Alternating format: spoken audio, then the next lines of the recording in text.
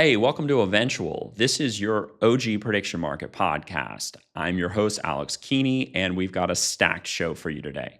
So, first up, leading the news again is Iran, and not just in a missiles and oil way, but also the World Cup too. So, a little bit about how our team is trading Iran. Second, we need to talk about the Democrats.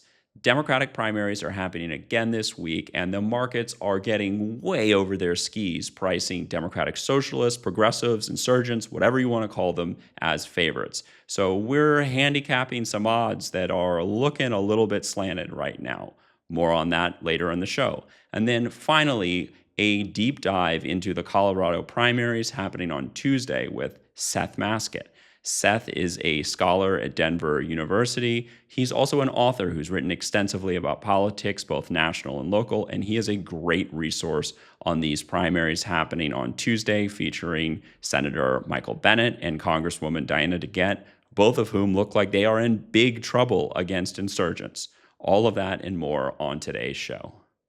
Fam, this is Eventual. We are here to provide you useful information about prediction markets, but throw us a bone too. Subscribe to the show wherever you get it, whether it's Spotify, Apple, YouTube, and we've got a great newsletter. If you visit eventual.news, you can follow us on Substack too.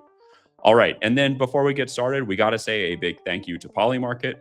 We love Polymarket. We use their data for all of our products here at Eventual, and they're back in the US. So just visit polymarket.us to get started. Again, Polymarket data featured on this show. Visit polymarket.us to join if you are an American. And fam, again, we like to put a little word of caution at the beginning of the shows, and we do mean it. This show is not financial advice. We talk about trading only for informational products. Now, the people who come on the show may hold positions in markets. They might change them, they might revise them, sell them, whatever, and they might not even tell you. So if you're trading, trade safe, come for us for information, but this is not financial advice. All right, let's get started. Higher performance and faster and more reliable. Nothing has been implemented in a way that nothing else will ever go. All right, joining us again, as he does on Mondays, is one of our favorites, Brian Golden. For those of you who are tuning in for the first time, Brian is the top economics trader on Kalshi. Brian, do you ever get tired of being fluffed up like this for a podcast intro? You know, I have two kids, man, and they pound me down. So I come to you, AK, on Mondays to get fluffed right back up. You know, it's kind of the circle of life. That's right. Kids beat you up, homies build you up. I did hear you did tell me a story off the record that I think you need to share right here, which was the beginning of your trading career as a very high pressure decision maker. And is it true that you were on Teen Jeopardy? I was 27 years ago. That's all right. I didn't realize it had been that long. I need to have a drink. Yeah. All right. When I was 17. Okay, boomer. And man, we were talking about, because we had a bit of a tech kerfuffle getting the show ready as we're figuring out how to do this. But there was also a tech kerfuffle on my Teen Jeopardy show right before my big daily double, where Trebek, RIP, kind of screwed up the category read. And so I had like 10 minutes to think about what I was going to wager and if I was going to choke on the daily double. And spoiler alert, I choked. I choked. So I'm very sensitive. I'm very sensitive to the tech kerfuffle and its impact on performance. All right, and Brian's foreshadowing something else, which is we are going to be a live show very soon, and that means that we've been getting smarter. We're trying. I don't know. We're on our way. It's a journey to smart from where we started. That's right. That's right. Sometimes we will look stupid, but our job is to be smart on average. Beating markets above average rate, that is the champion circle. All right. So should we get into it? I've sort of threatened that we were going to talk about Iran again, but I think there's a lot to say about Iran and also like a little bit to say about it. But I was gonna do the eventual thing and sort of set it up with some reporting. Are you cool with that, Brian? Set it up. Let's go. All right, set it up and set it off. All right, so I'm going to go to CNN, who wrote this morning, the quote, oil futures rose slightly Sunday as U.S.-Iran hostilities continued for a fourth consecutive day, and with Iran insisting on control of the Strait of Hormuz. Brent crude, the international benchmark, rose 0.9% to $72.20 a barrel, and U.S. crude climbed 1.3% to $70 a barrel. Brian, I could keep reading this story. I could read a lot of stories about whether it's, Trump and Vance's diplomatic dialogue or the cost of oil. And I think we all have trades that we like about some of these things. But I don't know. At this point, are we long or short on any of these news stories, actually mattering the way they did a month ago? Does it really even influence the way you're thinking about markets right now?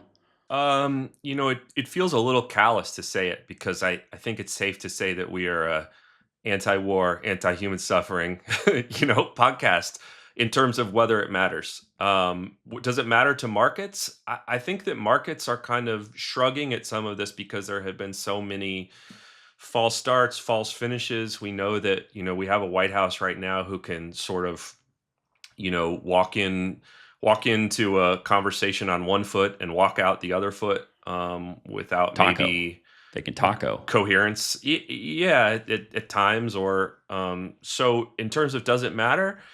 The oil markets are certainly acting like it doesn't matter that much. And I think I can tell you one area where I don't think it matters that much, and there's maybe a fade against some narrative you're seeing right now. When you're talking, okay, so you're talking about oil markets because we're talking, we read this long passage about oil prices going up marginally over the weekend with, cruise missiles and drones exchanged yet again. So when you say oil markets, are you saying you are directly trading Brent sweet crude or whatever it is, or are you saying no prediction markets? Yeah.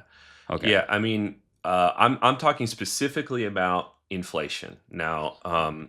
There's a lot of things you can hear me say that you can just be like, oh, that's a guy with opinions. But listen up on inflation, okay? I'm going to tell you how something works when it comes to forecasting inflation. And that is that the way that the BLS calculates the input of gas prices on the monthly inflation number is to take the average of what the price is on every day of the month. So every day, it's not just how it finishes. Who knows? We could have some hugely high gas prices on July 31st. But every day that we start at the beginning of the month where it's low, that is logging a low number into July. And because June dropped so much from May, we are really starting July at a place of gas prices being a lot lower than they were at the beginning of June. So I'm seeing some reporting that is saying, oh, oil prices about to go up, gas prices about to go up. If conflict get started again in Iran, look out for inflation. And that may very well be true in the medium term or the long term.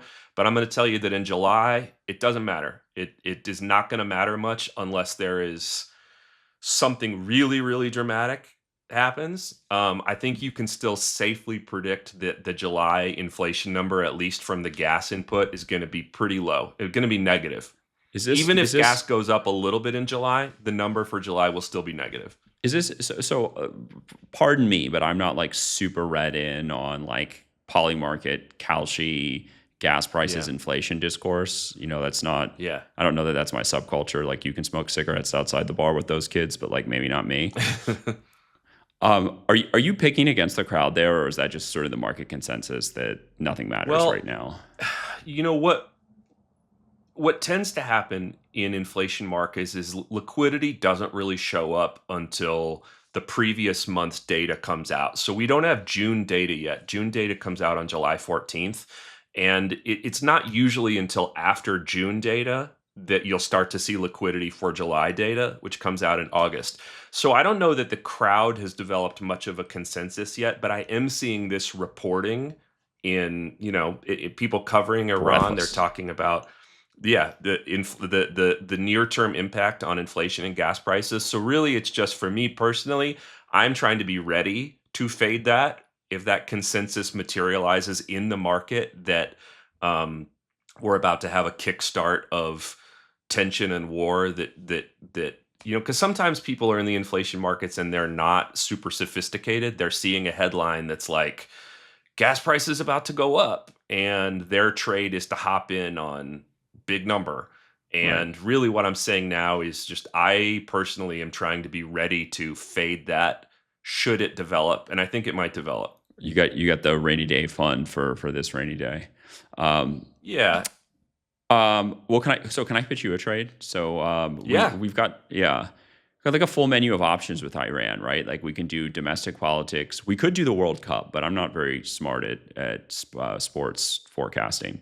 Man, Iran But got their heart broken in the World Cup, so they are out, but it was certainly a story hanging over them being forced to sleep in hotels outside of the country and stuff. But they really, they gave up. They had a late goal taken off for offsides that was like the length of a toe. But anyway, sorry, yeah, I got World yeah. Cup fever, man. I could sidebar on that all day. Let's get to your trade. No, it's a good affliction to have. You shout out Mark Mullen for basically deporting the Iranian football team this World Cup, putting them in the same camp as whoever came across the border for Joe Biden or something. To be clear, that was fake news, but it is true that they were in Tijuana. Was it Tijuana? They were in Mexico. I think so. Yeah. Okay. Well, anyway, so I'm going to pitch you this trade, which is I'm looking at Polymarket right now, and I see pricing as high as 31 cents that Congress suspends the national gas tax at some point between now and the election. Then that does sound like the kind of unhinged thing that politicians would promise to do. But I do not see that happening. There's 4 Republican senators, maybe 5, that won't vote for anything that Trump puts across the floor anymore. So I'm going to call it right now. I think that, again, like betting on nothing, trading on nothing happens is probably a safe move. So that's the keen dog pick here is no gasoline, no national gas tax holidays. That seems to spike every time something goes wrong, and that seems like a buying opportunity to me, is to get that while it's high and just sort of sit on it for a couple months here. So the argument here is that they would suspend it because Republicans and Trump want to, they know that they're on some level are being kind of blamed for high prices, and we have midterms coming up, and they want to look like Santa Claus coming in with gas. That's it? They want to make it go away. Okay. They want to make it go away. Has there been a lot of chat? I mean, this is not something I'm following, but is anybody promising to do this? No, I don't think so. I think Trump has sort of mouthed off about it from time to time, but the settlement rules require Congress to pass the bill, and like Congress can't approve basic uncontroversial members of Trump's cabinet right now because there's so many Republican senators who are pissed off at Trump, and Trump is, it's like that never-ending circle of Hatfields and McCoys within the party. Like, it's just like that. This is not going to happen. It would cost the Treasury an enormous amount of money in a way that people would actually feel the impact. It would come out of the Highway Trust Fund. Like, it's not happening. So again, is there any resolution you're worried about here that it's like, what if they suspend it for a day or something that is not as dramatic? I mean, is that on your radar for a sort of rules cuck situation? Why you got to be coming at me with that expert trader stuff? Why you got to be doing that? I'm here to help you protect you from yourself, bro. Okay, I do need that. Please do protect me from myself. No, I will write you a book report about that and report back on this show later. But I think you're right in general. Like, go.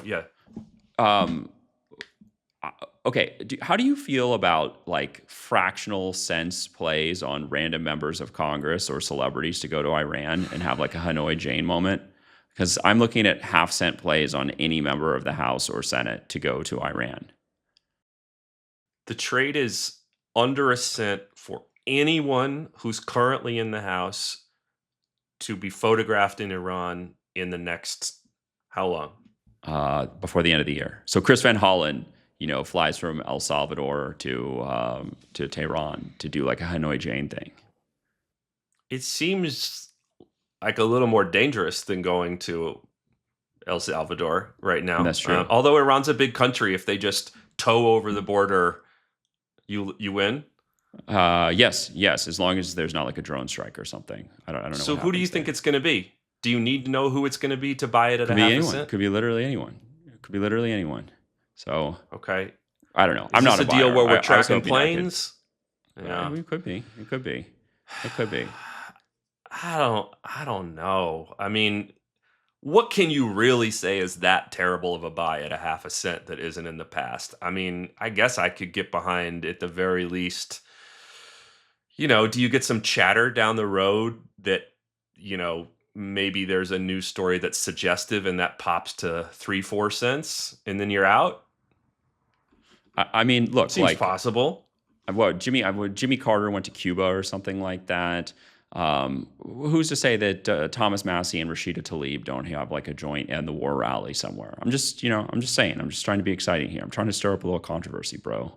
1 in 200. I mean, 1 in 200 is them's good returns. Indeed. I don't know. What else is Massey gonna do? I mean, how long does he have? I think he's just going to watch the debt clock pinned to his lapel tick off time. Um, That's what he'd be doing anyway. Yeah. yeah. Sure. I mean, what are you gonna lose? A half a cent? Could Okay. be. Could be. All right, let's move on. Okay, so we have another set of elections coming to the United States on Tuesday, this time in Colorado, which, if you're like me, you mostly just think is a state full of Randy Marshes. But it turns out there's more to it than that. So let me maybe zoom out wider. I'm going to let Liz Crampton at Politico set the scene here about kind of the trend of all of the different directions Democrats have been going in. So here we go. Okay, Liz Crampton at Politico. Democrats are being pulled by competing visions for their party's future. For Texas Senate Democrats, they chose buttoned-up James Tallarico, but for Maine Senate, they picked scandal-plagued Graham Plattner. For New York's 17th District on Tuesday, Democrats nominated no-nonsense, establishment-aligned veteran Kate Conley, but in California's 22nd District, voters bucked party leadership and chose a firebrand progressive. So now we have this exact same story that is repeating in Colorado. And we've got a whole segment following this with an expert on the local terrain there, a scholar and a pundit in Denver. But my question is, it just seems like after last week, when the sort of Mamdani slate of candidates just won in a walk in New York, that everywhere in prediction markets that you see an insurgent Democrat, like you now see 75, 85, 80 cent pricing versus like entrenched incumbents. And I understand the momentum, like we all understand the momentum that sort of outsider Democrats have right now. But I'm sort of wondering, like, when you look at pricing like this on Abdul El Sayed, Milat Quiros, Donovan McKinney, Justin Pearson, these are, Google the names, like these are the insurgents. I don't know, man. Are you like long and short when you see this kind of pricing up against like this kind of narrative of progressive success? I think probably a little short, but not a ton short. I mean, the kiss of death for a Democrat right now is if Chuck Schumer has your back, and that is like the greatest gift that he's given any progressive is endorsing someone else. If these are in the 75, 85 range, just the four that you named, you got to have every single one of them win to come out ahead. And if any one of them loses, that's a negative, which seems like a bit of a tall order. I think that in situations like Michigan, you're benefiting a little bit from progressive taking on a split field, whereas is that a shout out to Abdul El Sayed? Yeah, El Sayed in Michigan. Yeah, I mean to be up sort of where the kind of establishment-ish lane was split between Stevens and McMorrow for long enough for him to get this steam. I think was really good, but I think, I mean, look, I know professional Democrats. I have worked sort of adjacent in progressive politics, not anymore, but used to. And the energy is real, even among people that you would not necessarily expect to be fire-breathing progressives. There's kind of a like, let's burn it down, and the establishment is so wrecked. Let's go for it. So I think it's real. It's not manufactured, like you said. But also, I mean, the list that you gave is like really different areas. Right. I mean, right. To and different think people. that this Mamdani, different people, different electorates. I mean, to think that like you're going to get, I mean, look, New York City is New York City. Mamdani has an incredible amount of charisma and, super charming guy, very persuasive, pretty popular right now. That might change the more things that he actually does. But I think just to assume that there's a 1-to-1 for what happened, how far big time progressive endorsement gets in Queens versus Detroit, Tennessee, these are not the same. That's not me trying to shit on the real energy that's there right now, but I am a little skeptical that these kind of mid 80s prices, as you reference across the board for all these people, are sustainable or Can plus can EV. can we actually like heat check your insider knowledge of the Democratic Party for a second here? Ooh, man, I shouldn't. Maybe I called for the ball there for a shot that I'm actually not ready to take. But sure, let's see. Like, Shooter's got to shoot. Let's go. were you more the like why am I not taxed enough Democratic operative, or were you the like I want my kids in a vagina hat and speaking Spanish Democratic operative?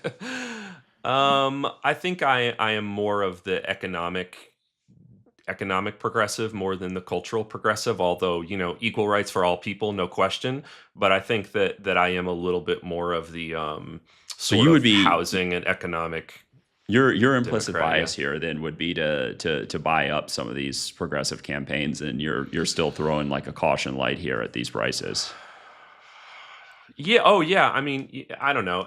El Sayed for me personally is maybe a little out there. Hard in the right place, but maybe a bit far for me personally. So yeah, no. I mean, I do look.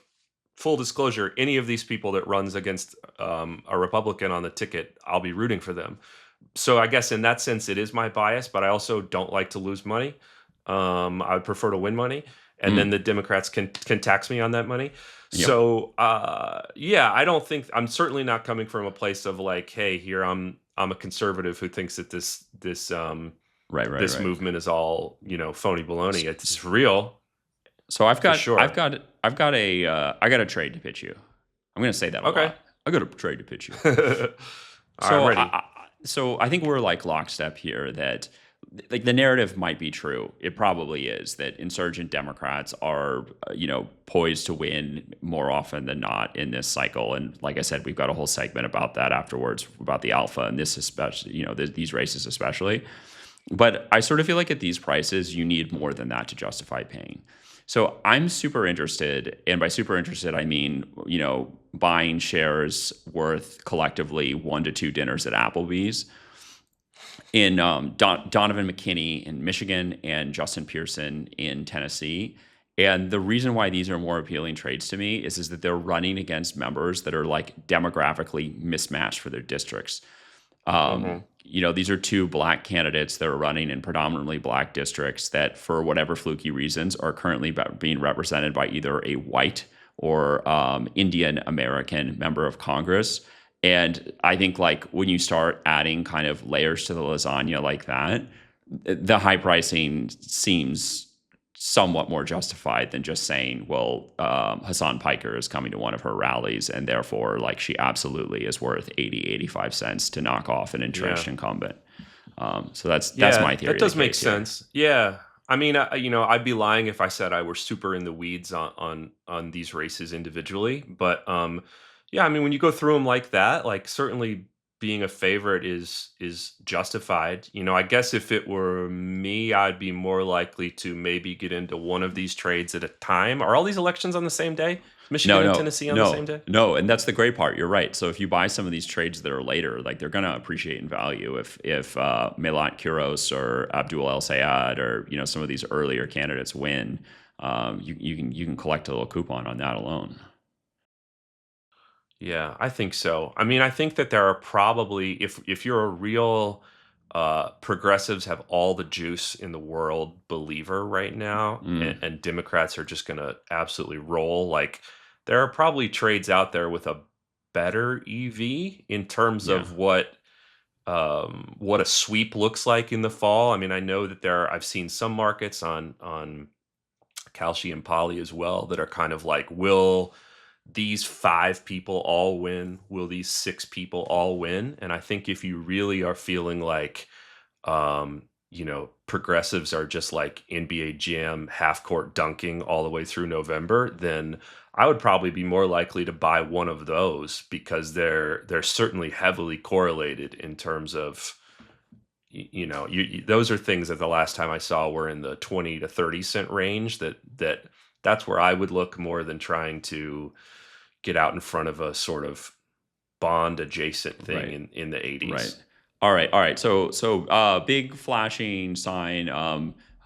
Be careful betting on the wave, but also be careful going against it. So good luck out there. All right. Let's before we go to Seth Masket in Denver, let's do our oracles of the week here. So this is where we tip our hat to the people who had some of the best forecasting, or I don't know if it's funny enough, maybe some of the worst. But this is where we like to, distribute a little champagne to the people who made our cups runneth over. Am I allowed to start? Is that okay? Do I serve the guest first? Are you okay with me starting? I'm a guest. Yeah. I'm here all the time, man. Like All right. I basically live in your house. Like you just go to the refrigerator. I can get my own water. Like you don't even have to offer me things. Like I know my way around the kitchen at this point. You go.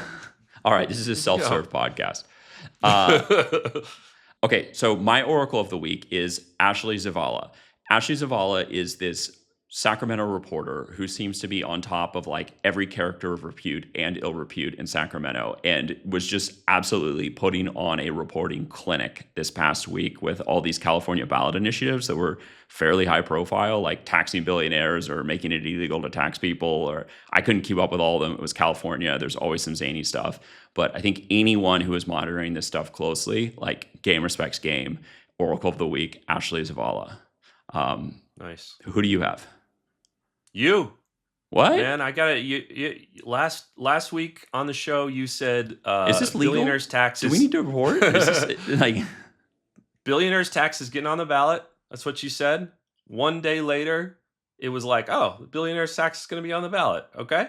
And then Newsom did this weird thing of like, well, but we'll just do a national one. I know I didn't really want the state one. Let's tax all the billionaires. But you were right out in front of that. And then I don't remember you said this on air or off air, but there was like a little bit of smoke of some polls that had Julia Letlow as maybe not Louisiana an Senate overwhelming here. favorite in Louisiana Senate. The Cassidy Ned Stark finally dropped his guillotine on Bill Cassidy's head, and you just took a big dump on that. You were like, nope, Letlow's winning. I'm not worried. It's not going to be that close, and I think it turns out it wasn't really that close. So, Yeah.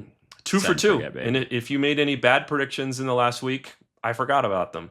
Those are the only 2 I remember. All right, Brian. Well, you are definitely invited back on the show next week. Make yourself at home in the house the Keen Dog built here. All right. Thank you. All right, man. Well, look, it's been great, and thanks for joining. I am going to get us over to Seth Masket now in Denver. He is a political science expert at Denver University. He is also the author of the SMOTUS Report and many books about American politics, including the recently published Elephants in the Room, How Trump Voters Seized the Party from Republican Leaders. Seth, Colorado politics is everywhere today. How popular are you? Do you feel cool right now? This is very exciting. This is my busy season. Just sort of enjoying the moment. Once Colorado's usually not at the forefront of the national political discussion, but once in a while we have our day in the sun. So try to make the most of that. That's right. You probably were there for the tail end of it. Like the kind of Cory Gardner era was maybe the last of Colorado being a key scrutinized sort of tipping point state. It does not feel like that kind of state anymore, but there are some very exciting things happening in Democratic politics. Am I kind of reading that square? Yeah, I mean, I moved here in 2004, and back then this was a swing state in presidential elections. The control of the state legislature jumped back and forth, but over the last decade, it's become a pretty solidly blue state. General elections aren't usually that interesting, but what goes on within the parties is pretty fascinating right now, both Democratic and Republican primaries. Right, right. And sort of the eye of the national political media is on Colorado. And there's two races I think your audience is very tuned into, and our audience at Eventual is really starting to iris down on. And of course, that is Congresswoman Diana DeGette, sort of longtime powerful legislator in the Denver area. And she's facing a very, very challenging primary from Milat Kuros. And then we've got Senator Michael Bennet, who is running for governor, trying to come home. And things are looking, I would say, quizzical to sort of negative for Senator Bennet. So my thought here, and Seth, maybe you can tell me if this is a mistake. I almost want to handle these races like at the same time, and I know that's sort of a challenging thing to do. But I'm like, do you think that the voters, like, are the voters sort of singular in their mind about how they're thinking about these two races, or do you think that they're just all over the place and how they're processing data and candidates and where they are with regard to the president? Like, how do you, what is like the psychology of the voter right now? Maybe we can start there and kind of get to the forecasts and whether or not they're smart or sort of silly. Yeah, I mean, it's for Democratic voters going into the primary, there's obviously some overlap there, at least for voters in the first congressional district. There's 8 districts in Colorado, but in the first district, which is basically the city of Denver, you have both Diana DeGette and Michael Bennet on the same ballot. They're both longstanding incumbents here. They're both considered like reliable Democrats, and they haven't really been involved in particular scandals or anything like that. But for people, voters kind of on the left, voters who are kind of really very interested in progressive challenges to the status quo, who are very annoyed with the Democratic Party nationally, who might lean toward Democratic Socialist candidates or something like that, they're looking at this through a similar lens, right? They're both saying, whatever the status quo is, whatever the establishment is, just is not working for me, and I want something different. Now, there's obviously some big differences between their challengers. Milat Kuros in the first district, she's actually a DSA member. She's pretty well to the left. Whereas Michael Bennett's challenger is Phil Weiser, the state's current attorney general. He and Weiser, they're both very much standard center-left Democrats. There's not really like a huge ideological gap between them. But it's much more of an anti-establishment vibe that seems to be driving these races. Great. And so I'll sort of remand it to the experts for a second there, just to sort of stage set. But Elena Schneider at Noticed writes, quote, "What's next for Democratic Socialists? It could be Denver." And this is about how Milat Kuros, a young DSA candidate, looks to be overtaking Diana DeGette. And then, as you said, I'll quote the great Jesse Paul of the Colorado Sun. Phil Weiser leads Michael Bennet in a new poll with Colorado's Democratic primary for government coming down to undecided voters.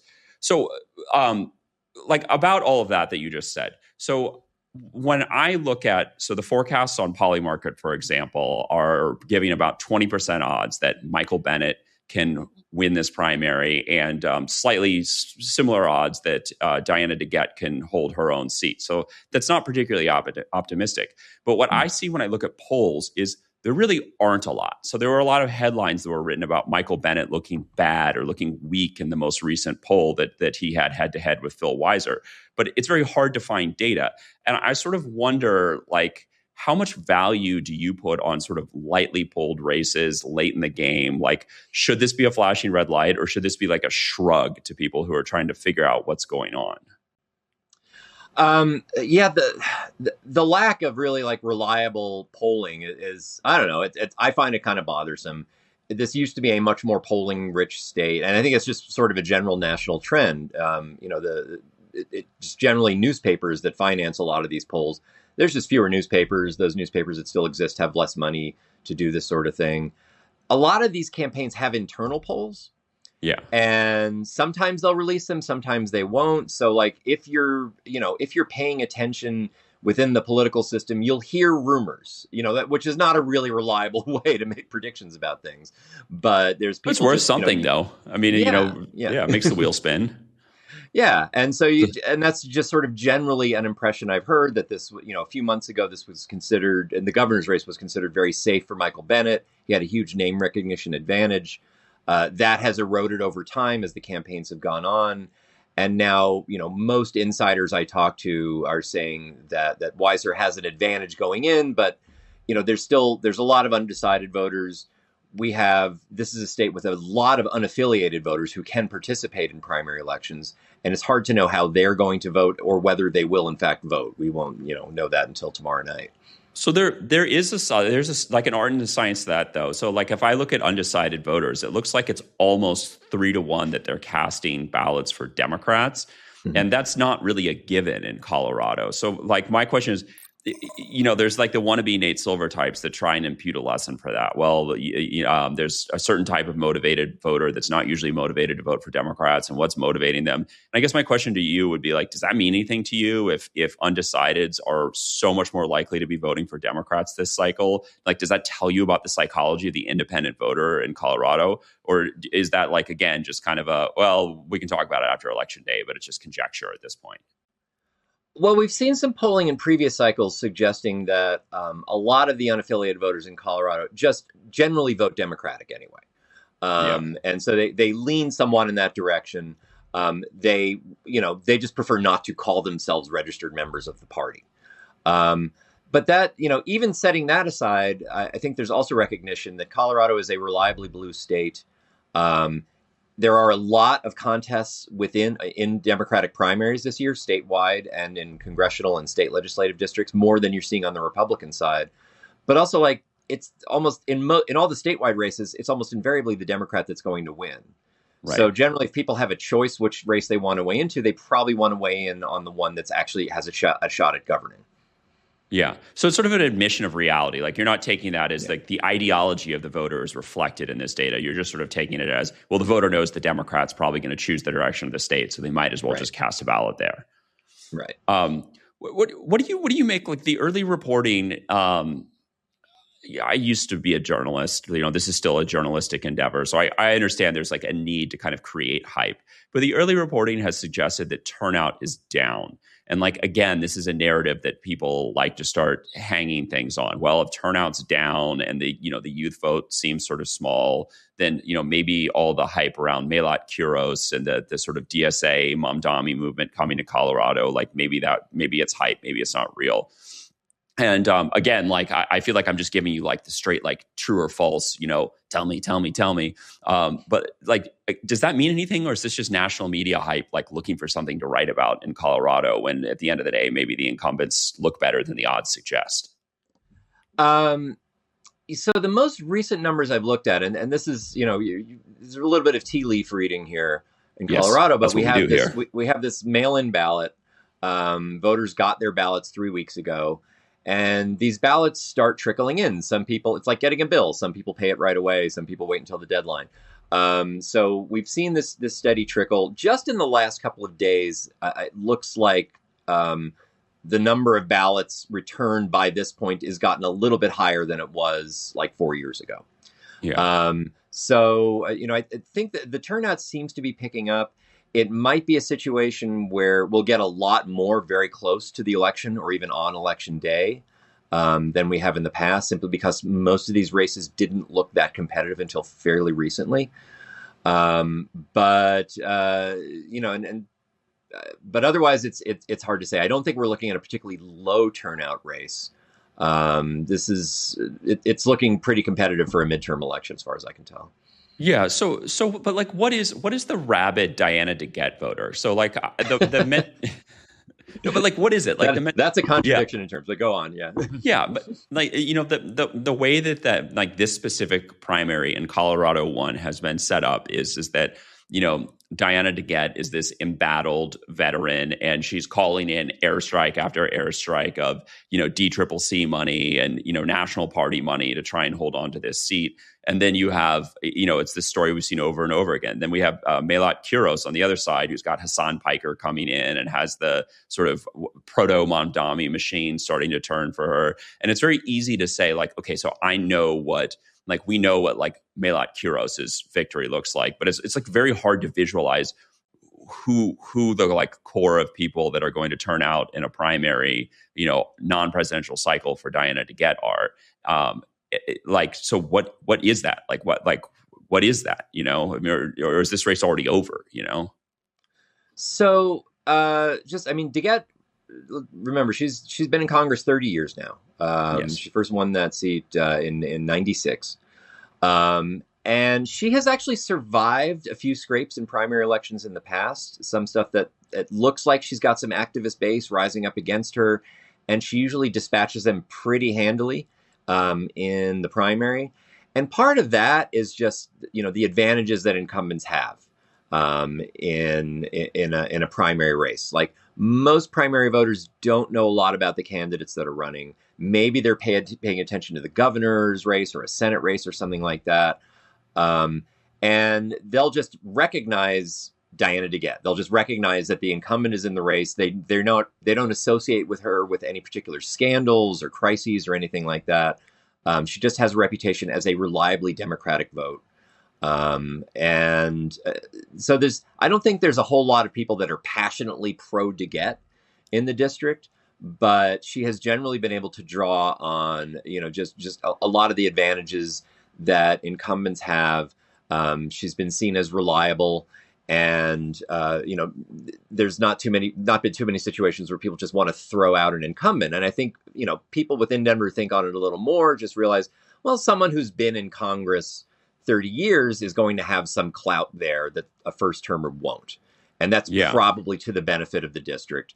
And so unless there's something egregious, they usually don't throw out an incumbent. This year, I think, is a little different. It's looking more like the Tea Party year of 2010, where just like being an incumbent is a dangerous position to be in. So I think that just puts her more in danger now. I mean, is that just it? I mean, is that it, that you go to Costco or something like that, and people are just assessing candidates solely on how virulently they can resist Trump, and like, is that the sole guiding metric? Like, people have they've tried to make it about socialism versus center left Democrat versus BOA, and like my suspicion is it looks, just squinting at the map, like that's a pretty highly educated like reasonable, rational electorate, like that the sole question might just be Trump and it might not be anything else. That I think that that's very true to a large extent. There's if you look at polling on both sides, Democratic and Republican voters, and ask them, like, what's the most important issue facing the country? What's the most important issue facing Colorado? They'll pretty much always say Donald Trump. And it's Democrats want people who will fight back more, and Republicans want people who will protect Trump more. But it's just that's very much at the top of their minds. And he, of course, as we've seen over the last 10 years, he's very skilled at making every conversation about himself. So that's driving a lot. A lot of Democrats are very, annoyed with their own party's leadership as they perceive it. They see that it should be more strident, basically, not necessarily even more left, but just, as they see it, working harder to slow Trump down or to push back against him. And they don't get a lot of sense that their incumbents are doing that, whether that's factual enough. So, I don't think it's that much an ideological vote decision. It's not that much based on policy. It's more, I hate to use the word vibes, but there's a lot of that driving it. Just basically, are you standing up to what is going on in the country right now strong enough? And, that's, I think, a big reason Democrats are looking for a lot of alternatives right now. But the vibe isn't like, sometimes when you really look at insurgent campaigns, like sometimes the vibe is that they're like totally fake and they're not real.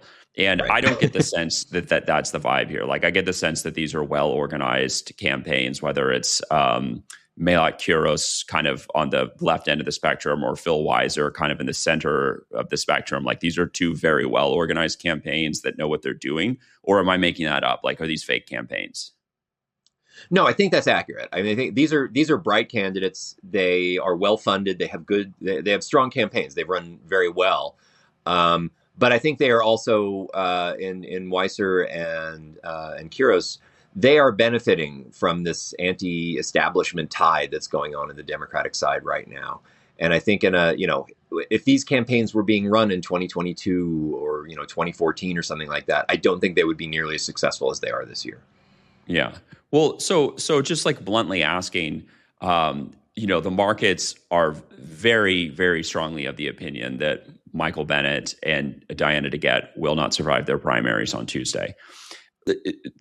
75 again, like the opinion is 75 to 80% chance that these are not successful incumbents and that we see kind of new faces coming into these races on the Democratic side. Are you sort of like long or short at that level of probability? I mean, do you think that's fair, or do you think that that's a miss? I think they may be understating support for both Bennett and DeGette. I mean, I don't have much more to go on other than just lots of conversations with people, but something that often gets missed in the DeGette-Quiros race is that there is a third candidate in that race. Wanda James, who is currently a regent for the University of Colorado. She's a candidate. She has not been as successful a fundraiser. She's not been as big a presence in that contest. But the fact that you have an incumbent, Diana DeGette, running not against one challenger but two, means that the anti-establishment vote may be kind of split. Quiros will get the bulk of that vote, but it's possible that DeGette wins just because her opposition is split. Do people know that the third candidate exists, or is this again is this a paper tiger? I mean, she's on the ballot. She's appeared in a number of debates, but she has not gotten a lot of media attention of late.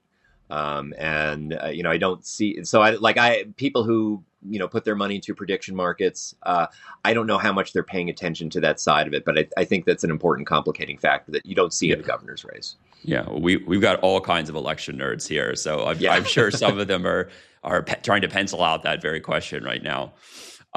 But I mean, I do I look at Michael Bennet as a longtime incumbent. He seems well liked. I watched the debate. I mean, it was like these two guys trying to figure out how to contrast with each other was hilarious. It was like two guys at the same fraternity trying to tell their dates that they weren't the same dudes. I mean, I do think 25% chance that Michael Bennet gets through the primary seems a little bit understated off of what, like one poll and some rumors. I would shake my head a little there. Yeah, I think it's understating Bennett's chances, and I also think you make a good point that there is very little ideological or policy difference between these two candidates. You have to work really hard to find it. They're both cut of very similar cloth. They're these center-left mainstream Democrats. Weiser gets some credit for being more of an outsider, simply because he's not a U.S. senator right now. So that I think that's whatever advantage he has, that is giving it to him. But it's interesting when you talk to people involved in politics or talk to Democratic voters about this contest, people have opinions. Like some people just like Weiser, or some people just like Bennett better, but they'll also say, but if the other guy wins, that's fine too. I really don't get the cost of getting this one wrong is really low. You're going to get, either way, the Democrat is going to win this race in November. And either way, you're going to get a similar range of policy outcomes in the state. You get a whiteboard if you get Weiser, though. I've noticed he's a big whiteboard guy. There will be whiteboard, yes. Yeah. Rapidly pro whiteboard. That's the Colorado electorate if Phil Weiser gets through this primary. Well, can I ask you a political scientist question? Can I ask you a big question that probably gets into the book that you just published? So I'm watching the sort of DSA, Democratic Socialists of America, kind of snowballing, creating energy. And I'm wondering if this sort of new direction of the Democratic Party, does it mean that on some level, the MAGA movement won the argument that America has a class problem versus a race problem? I felt like this was an open question in 2020, 2021 was, first Trump presidency, but does the DSA say that, Democrats are now on the same page as MAGA, that there's sort of a class issue in America, and that's going to be the story we're telling for the next couple of years? That's an interesting way of framing it. And I hadn't thought of it in those terms. I still think racial politics are still very much a live wire within the Democratic Party. And yes, a lot of what you're hearing now is more on the economic side of things. I don't know that MAGA necessarily won the argument, but something that we've seen over several decades now is just kind of a rising populist streak within both parties. And this is not unique to the United States. We've seen sort of populist rises in a lot of democracies in Europe as well. This has really transformed the Republican Party. And that's a big part of what I wrote the book about, like how the party transformed into a place that it would find someone like Donald Trump acceptable as a presidential candidate, and that he would recognize them as a home. This has been going on to a lesser extent so far, but still there on the Democratic side. And we saw inklings of that with Occupy Wall Street a decade ago. We saw inklings of that with Bernie Sanders run for president in 2016. The 2018 midterm primaries were kind of fascinating, where there were a lot of progressive challenges to Democratic incumbents along these lines. Most of those fizzled out, but that also produced AOC, that produced the Squad. Right. And I think we're seeing a bigger presence for that this year. There's a lot of things going on that are fueling that populist rise, which just a lot of the rhetoric is much more focused on class. It's much more focused on inequality and economic stagnation than it is on race. But I don't think that means that like race is out of the picture. Right. Well, you certainly set up a really interesting test for this election. 18 felt very much like the year of Lizzie Fletcher, the year of Kyrsten Sinema, the year of Colin Allred. And I suppose 26, if there's as big of a Democratic wave as the data suggests there will be, might yet be the year of the sort of centrist Dem. But right now it feels like the year of something new. And I think your election on Tuesday in Colorado is going to be a really interesting test case of how true that is. And, the market, I will say, has a very clear opinion about where this will land. And we will have fun between now and then figuring out if it's right. I agree. We're going to learn a lot tomorrow night. I'm looking forward to that. Seth, where can people find your work? Remind the Eventual crew where they can find you. So I'm doing a lot of work here these days on Substack. My Substack newsletter is called The SMOTUS Report at smotus.substack.com. That's SMOTUS, Seth Masket of the United States. I'm also on Blue Sky under the same SMOTUS name. And be sure to check out my book. It's available. It's on the market now. The Elephant's in the Room. You can find it at most major booksellers. All right, Seth, thanks for joining. All right, thanks so much for having me on. And that's our show. Thanks for watching. This episode of Eventual was produced by Alex Asdorian with help from Matt Talese. I'm Alex Keeney, your host and founder. Please visit Eventual and subscribe wherever you get your shows, whether that's YouTube, Spotify, Apple. We have much more news and analysis of prediction markets at eventual.news. Thanks for stopping by.